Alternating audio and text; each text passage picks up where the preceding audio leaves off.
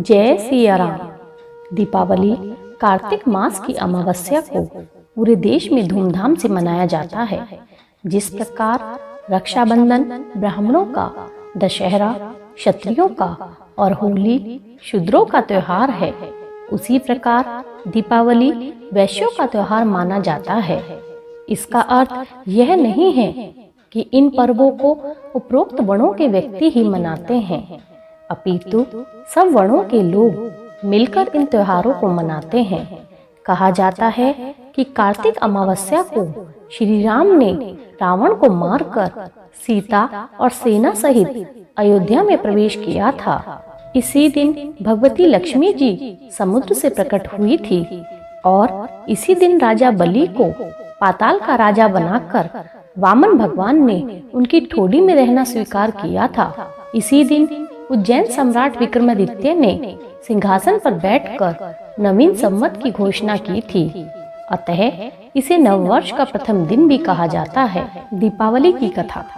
प्राचीन काल में एक साहूकार की लड़की प्रतिदिन पीपल की पूजा करने जाती थी। एक दिन उसने देखा कि लक्ष्मी जी उसी पीपल से निकल रही हैं। वह उनके पास गई। लक्ष्मी जी ने लड़की से कहा कि मैं तुझसे प्रसन्न हूँ और तुझे अपनी सहेली बनाना चाहती हूँ। लड़की ने शालीनता का परिचय देते हुए कहा कि मैं अपने माता पिता की आज्ञा लेकर आपको उत्तर दूंगी।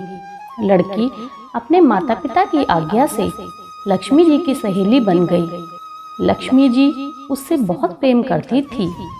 एक दिन लक्ष्मी जी ने लड़की को अपने घर भोजन का निमंत्रण दिया। लड़की अपने माता पिता की आज्ञा लेकर लक्ष्मी जी के घर भोजन के लिए चली गई। लक्ष्मी जी का घर वैभव से संपन्न था। लक्ष्मी जी के वैभव को देखकर लड़की आश्चर्यचकित हो गई।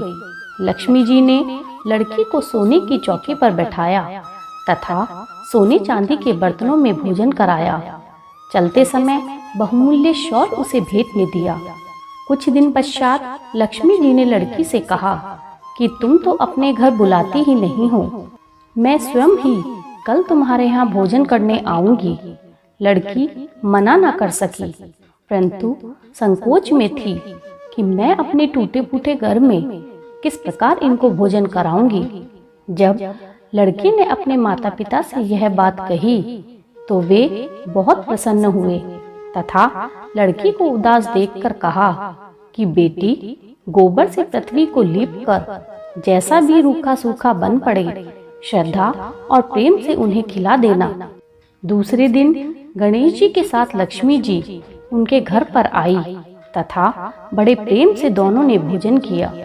गणेश जी और लक्ष्मी जी का घर में पदार्पण होते ही साहूकार का घर धन संपत्ति से भर गया।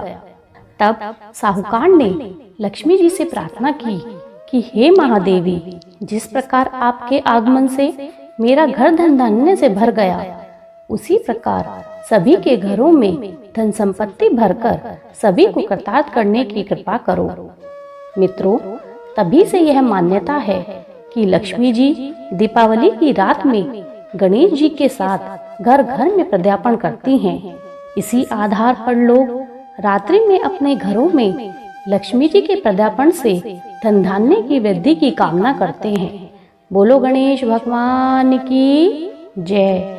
बोलो माँ लक्ष्मी की जय।